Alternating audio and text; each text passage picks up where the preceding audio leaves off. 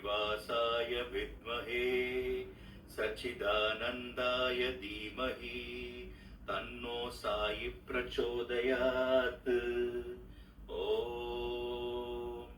श्रीनिवासाय विद्महे सच्चिदानन्दाय धीमहि तन्नो साई प्रचोदयात्। ॐ श्रीनिवासाय विद्महे सच्चिदानन्दाय धीमहि तन्नो साई प्रचोदयात्।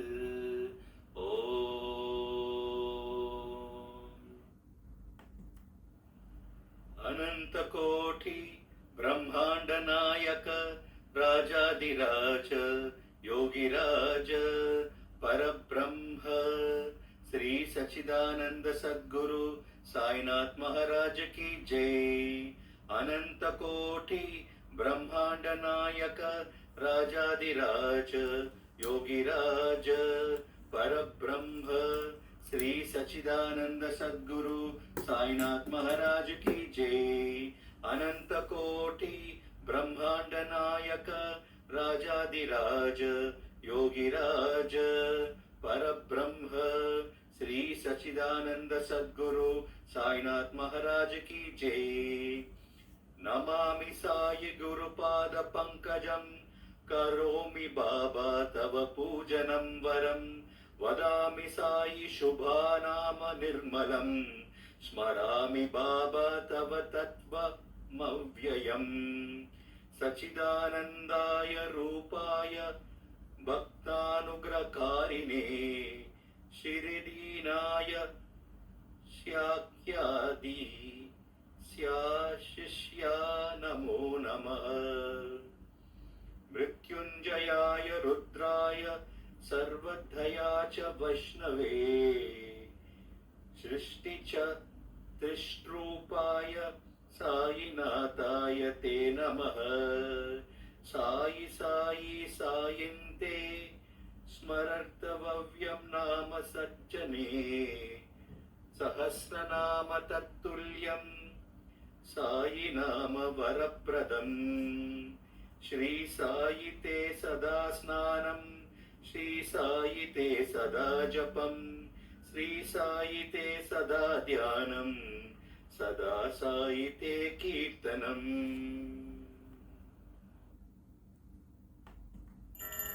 ओम श्री सच्चिदानंद सद्गुरु साईनाथ महाराज की जय।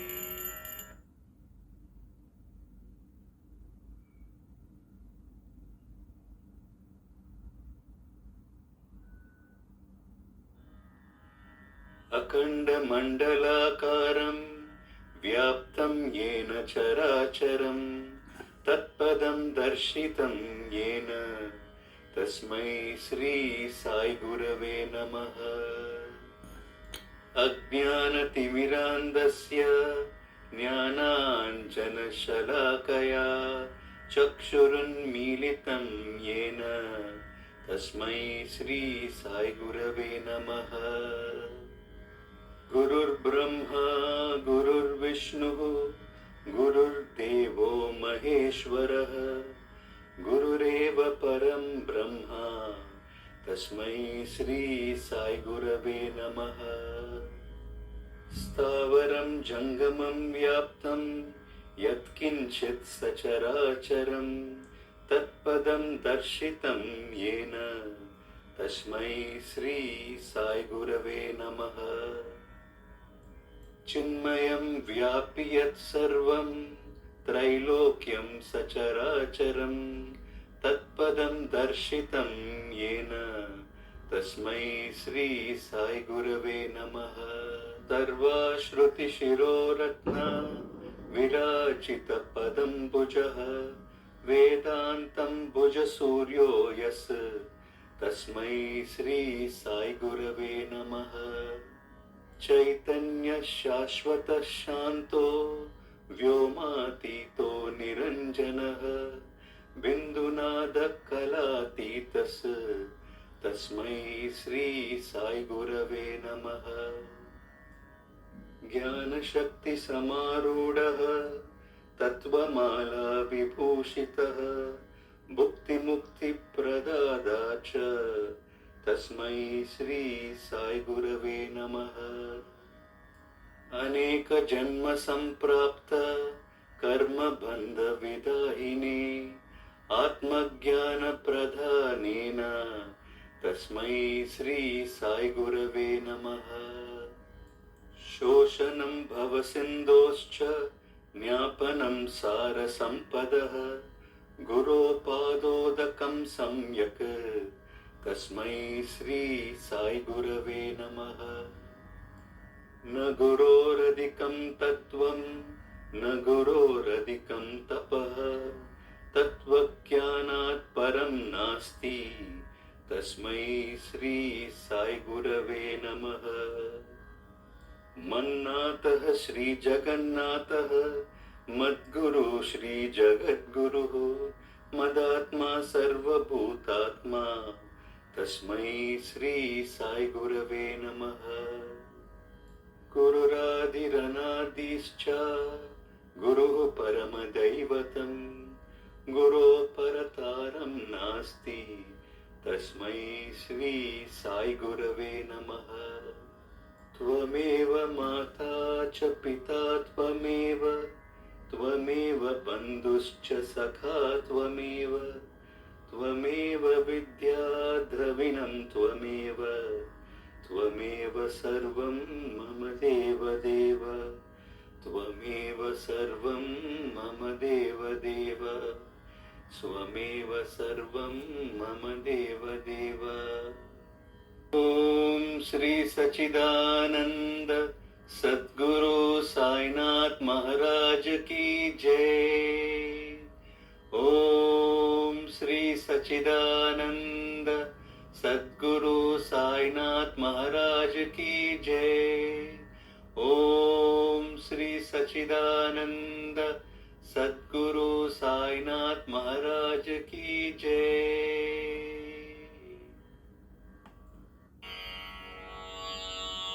श्री दत्तात्रेय वज्रकवचम्। ऋषयो ऊचुः कथं संकल्पसिद्धिः स्यात् वेदव्यासकलौ युगे धर्मार्थकाममोक्षाणां साधनं किमुदाहृतम्। व्यास उवाच शृण्वन्तु ऋषयः सर्वे शीघ्रं संकल्पसाधनम् सकृदुच्चारमात्रेण भोगमोक्षप्रदायकम्।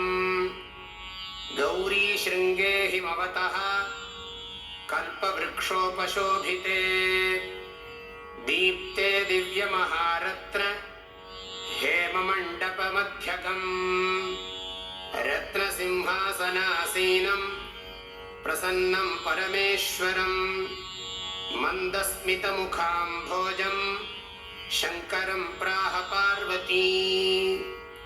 श्रीदेव्युवाच देवदेव महादेव लोकशङ्कर शङ्कर मन्त्रजालानि सर्वाणि यन्त्रजालानि कृत्स्नशः तन्त्रजालान्यनेकानि मया त्वत्तः श्रुतानि वै। इदानीं द्रष्टुमिच्छामि विशेषेण महीतलम्।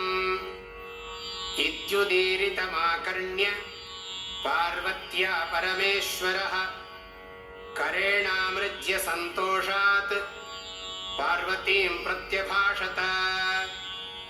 मयेदानीं त्वया सार्धं वृषमारुह्य गम्यते। इत्युक्त्वा वृषमारुह्य पार्वत्या सह शङ्करः ययौ भूमण्डलं द्रष्टुं गौर्याश्चित्राणि दर्शयन्।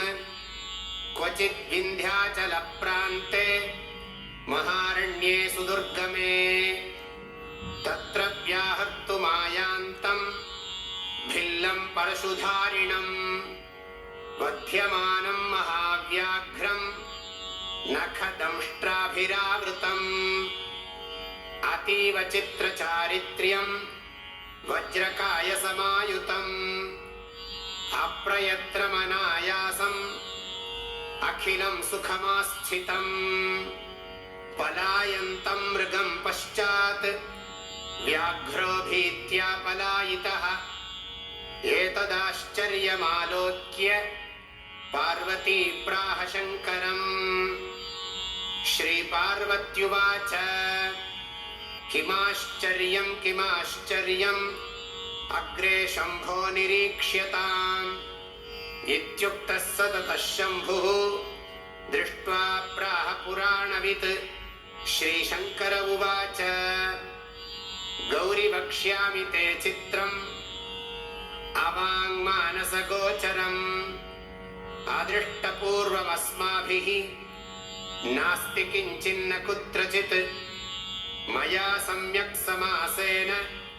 वक्ष्यते शृणु पार्वती अयं दूरश्रवा नाम भिल्लः परमधार्मिकः समित्कुशप्रसूनानि कन्दमूलफलादिकम् प्रत्यहं विपिनं गत्वा समादाय प्रयासतः प्रिये पूर्वं मुनीन्द्रेभ्यः प्रयच्छति न वाञ्छति तेऽपि तस्मिन्नपि दयां कुर्वते सर्वमौनिनः दलादनो महायोगी वसन्नेव निजाश्रमे कदाचिदस्मरत् सिद्धं दत्तात्रेयं दिगम्बरम् दत्तात्रेयस्मर्तृगामी चेतिहासं परीक्षितुम् तत्क्षणात् सोऽपि योगीन्द्रः दत्तात्रेयः समुत्थितः तं दृष्ट्वाश्चर्यतोषाभ्याम् दलादनमहामुनिः सम्पूज्याग्रे विषीदन्तं दत्तात्रेयमुवाच तम् मयोपहूतः सम्प्राप्तः दत्तात्रेयमहामुने स्मर्तृगामी त्वमित्येतत् किंवदन्तीं परीक्षितुम् मयाद्य संस्मृतोऽसि त्वम् अपराधं क्षमस्व मे दत्तात्रेयो मुनिं प्राह मम प्रकृतिरीदृशी अभक्त्या वा सुभक्त्या वा यस्मरेन्मामनन्यधीः तदानीं तमुपागत्य ददामि तदभीप्सितम् दत्तात्रेयो मुनिं प्राह दलादनमुनीश्वरम् यदिष्टं तद्वृणीष्व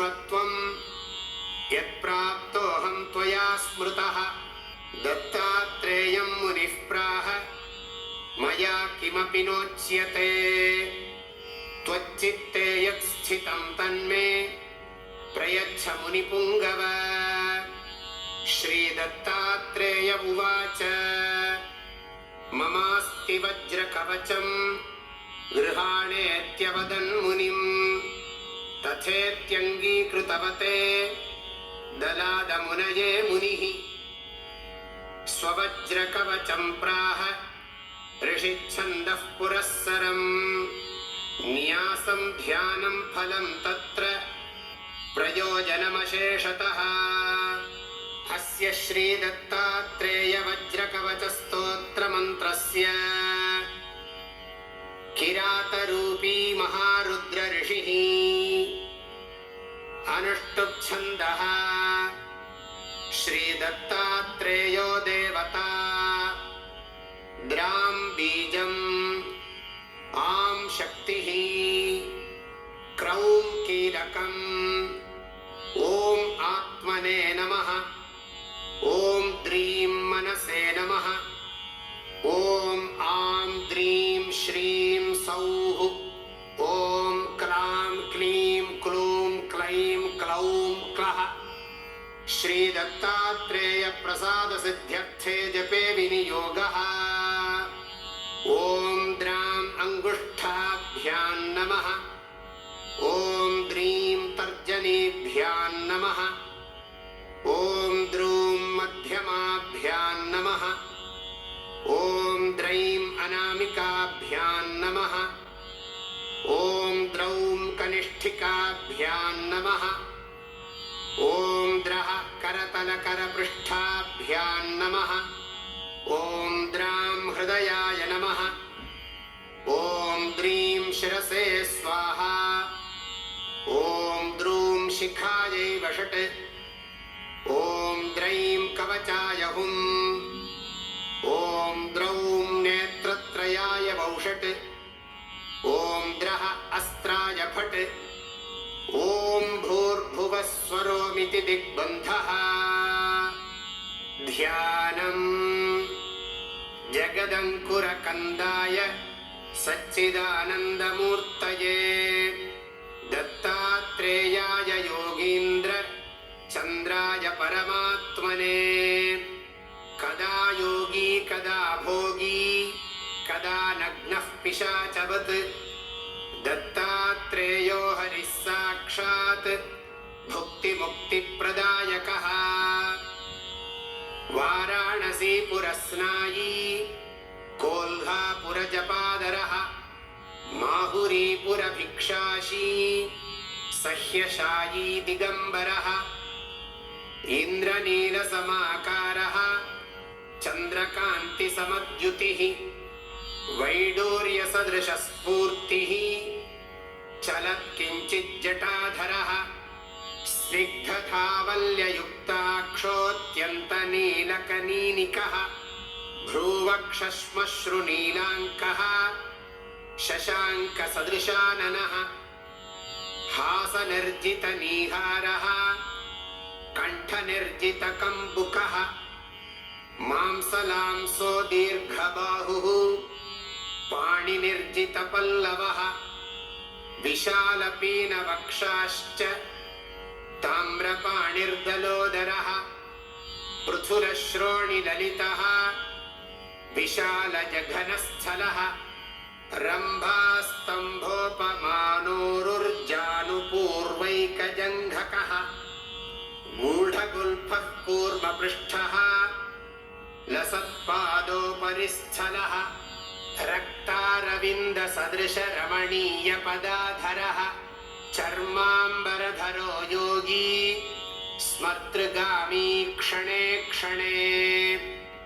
ज्ञानोपदेशनिरतः विपद्धरणदीक्षितः सिद्धासनसमासीनः ऋजुकायो हसन्मुखः। वामहस्तेन वरदः दक्षिणेनाभयङ्करः। बालोन्मत्तपिशाचीभिः क्वचिद्युक्तः परीक्षितः। त्यागी भोगी महायोगी नित्यानन्दो निरञ्जनः। सर्वरूपी सर्वदाता सर्वगः सर्वकामदः। भस्मोद्धूलितसर्वाङ्गः महापातकनाशनः।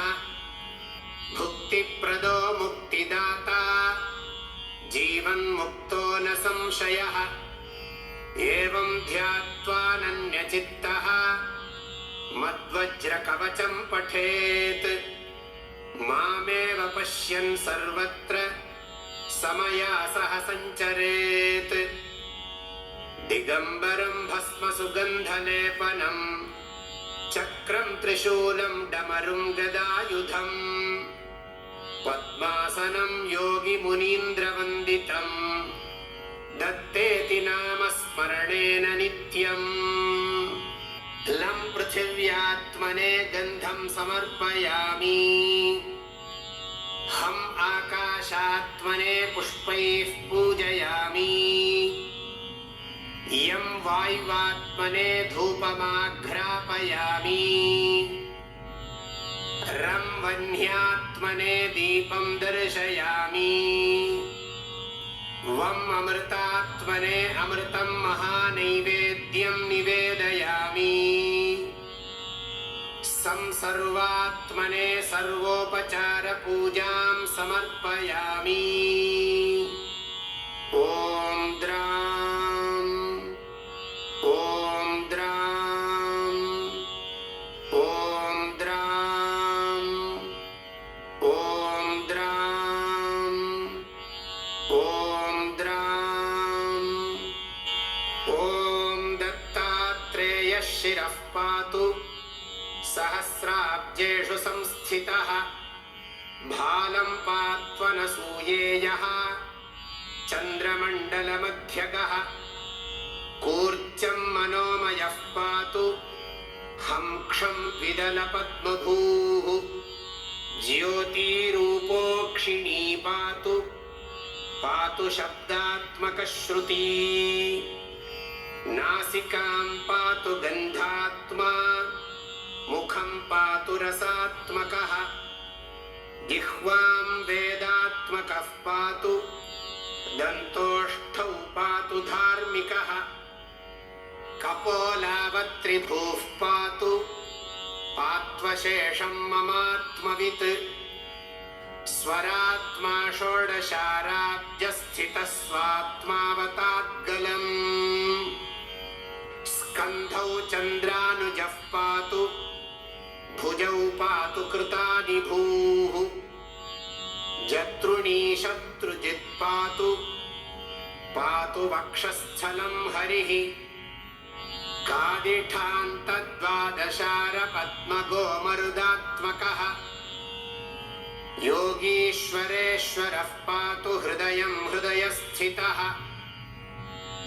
पार्श्वे हरिः पार्श्ववर्ती पातु पार्श्वस्थितस्मृतः हठयोगादियोगज्ञः कुक्षिं पातु कृपानिधिः डकारादिफकारान्तदशारसरसीरुहे नाभिस्थले वर्तमानो नाभिं वह्न्यात्मकोऽवतु वह्नितत्त्वमयो योगी रक्षतान्मणिपूरकम् कटिं कटिस्थब्रह्माण्डवासुदेवात्मकोऽवतु बकारादिलकारान्तषट्पत्राम्बुजबोधकः जलतत्त्वमयो योगी स्वाधिष्ठानं ममावतु सिद्धासनसमासीन ऊरू सिद्धेश्वरोऽवतु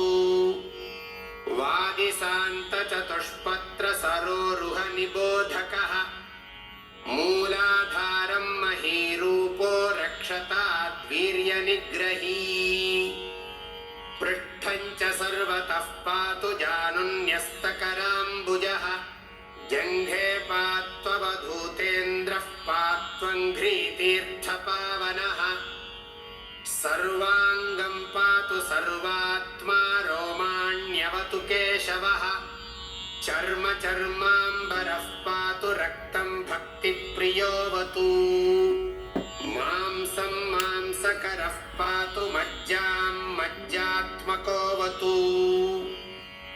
अस्थीनि स्थिरधीः पायान् मेधां वेदाः प्रपालयेत् शुक्रं सुखकरः पातु चित्तं पातु दृढाकृतिः मनोबुद्धिमहङ्कारं हृषीकेशात्मकोऽवतु कर्मेन्द्रियाणि पात्वीशः पातु ज्ञानेन्द्रियाण्यजः बन्धून् बन्धूत्तमः पायाच्छत्रुभ्यः पातु शत्रुजित् गृहारामधनक्षेत्रपुत्रादीन् शङ्करोऽवतु भार्यां प्रकृतिवत् पातु पश्वादीन् पातु शार्ङ्गभृत् प्राणान् पातु प्रधानज्ञो भक्ष्यादीन् पातु भास्करः सुखं चन्द्रात्मकः पातु दुःखात् पातु पुरान्तकः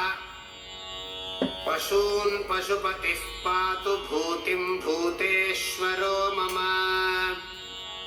प्राच्यां विषहरः पातु पात्वग्नेय्यां मखात्मकः यां यां धर्मात्मकः पातु नैऋत्यां सर्ववैरिहृत् वराहः पातु वारुण्यां वायव्यां प्राणदोऽवतु कौबेर्यां धनदः पातु पात्वैशान्यां महागुरुः ऊर्ध्वं पातु महासिद्धः पात्वधस्ताज्जटाधरः रक्षाहीनं तु यत्स्थितं स्थानं रक्षत्वादिमुनीश्वरः।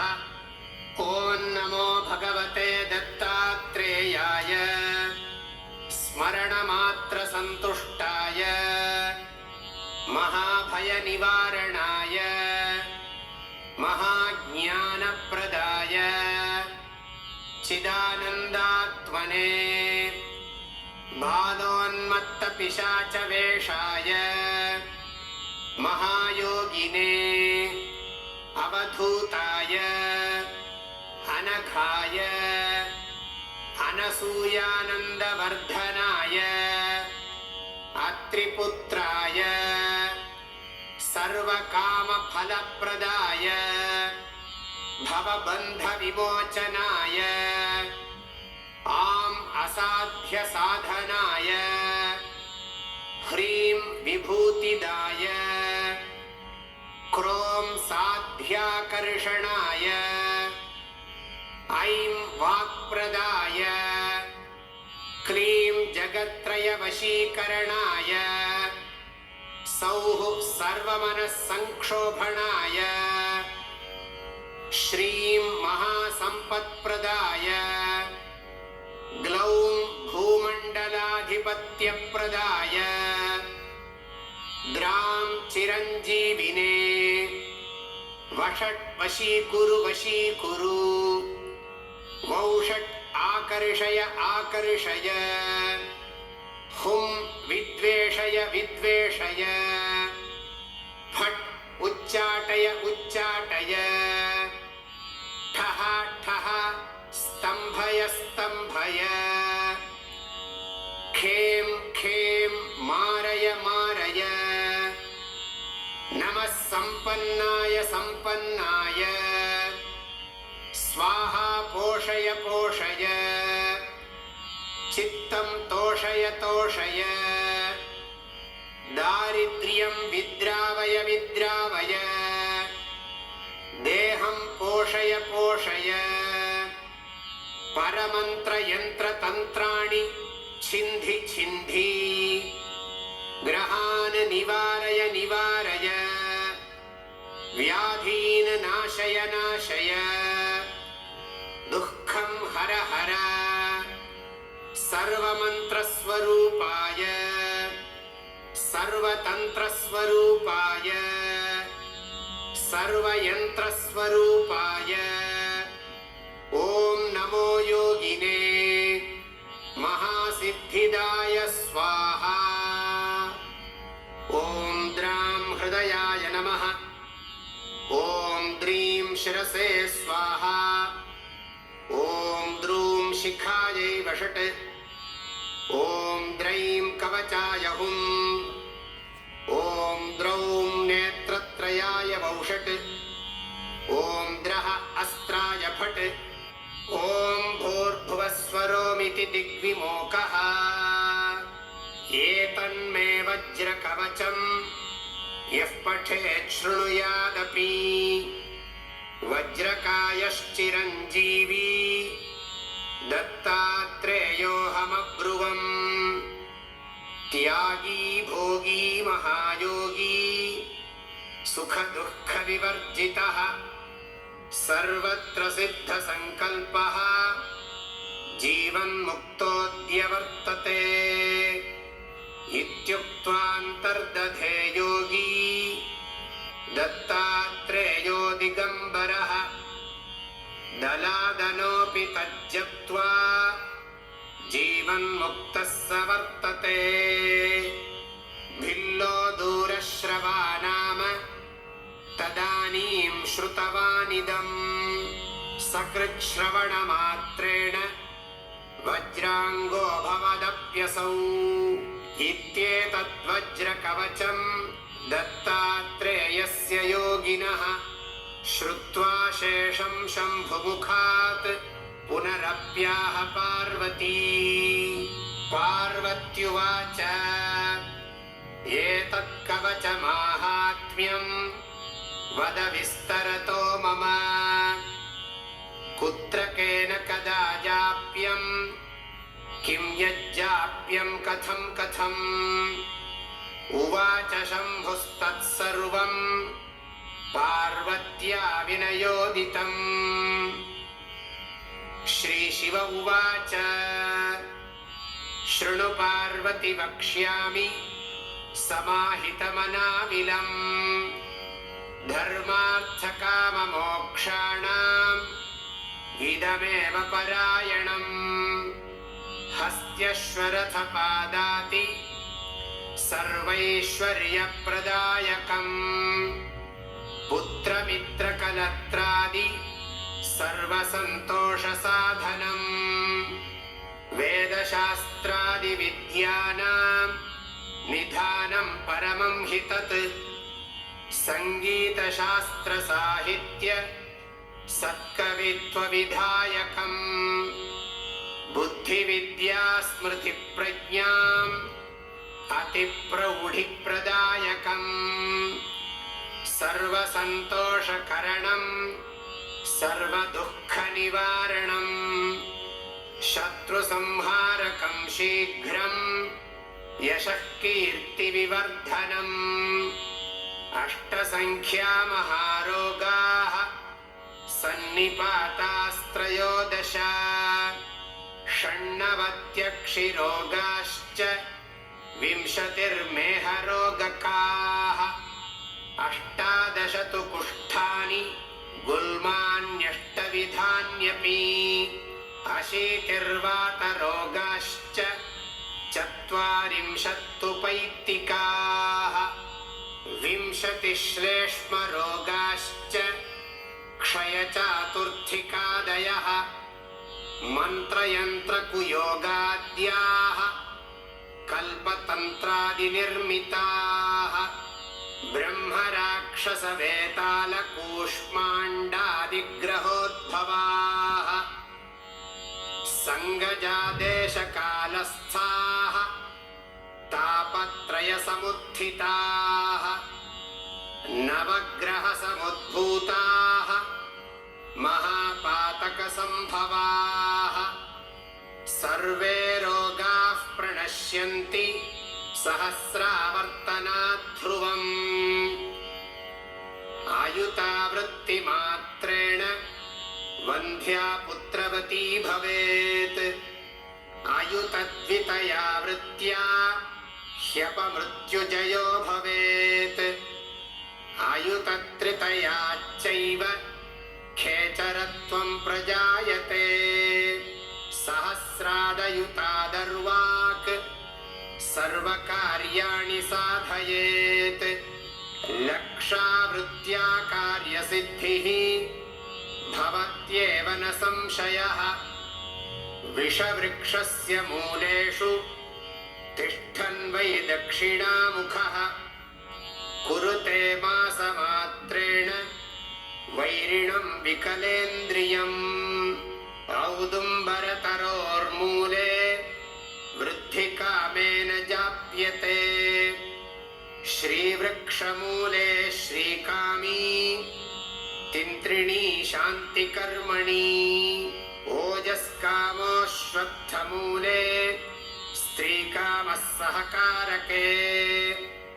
ज्ञानार्थी तुलसीमूले गर्भगेहे सुतार्थिभिः। धनार्थिभिस्तु सुक्षेत्रे पशुकामैस्तु गोष्ठके। देवालये सर्वकामैः तत्काले सर्वदर्शितम्। नाभिमात्रजले स्थित्वा भानुमालोक्य यो जपेत्। युद्धे वा शास्त्रवादे वा सहस्रेण जयो भवेत्। कण्ठमात्रे जले स्थित्वा यो रात्रौ कवचं पठेत्। ज्वरापस्मारकुष्ठादि तापज्वरनिवारणम्। यत्र यत्स्यात् स्थिरं यद्यत् प्रसन्नं तन्निवर्तते। तेन तत्र हि जप्तव्यम् ततः सिद्धिर्भवेत् ध्रुवम्। इत्युक्तवान् शिवो गौर्यै रहस्यं परमं शुभम्। यः पठेद्वज्रकवचम् दत्तात्रेयसमो भवेत्। एवं शिवेन कथितं हिमवत्सुतायै प्रोक्तं दलादमुनये त्रिसुतेन पूर्वम्। यः कोऽपि वज्रकवचं पठतीह लोके दत्तोपमश्चरति योगिवरश्चिरायुः। इति श्रीरुद्रयामले हिमवत्खण्डे श्रीदत्तात्रेयवज्रकवचस्तोत्रं सम्पूर्णम्। ॐ सर्वं श्री दत्तात्रेयार्पणमस्तु।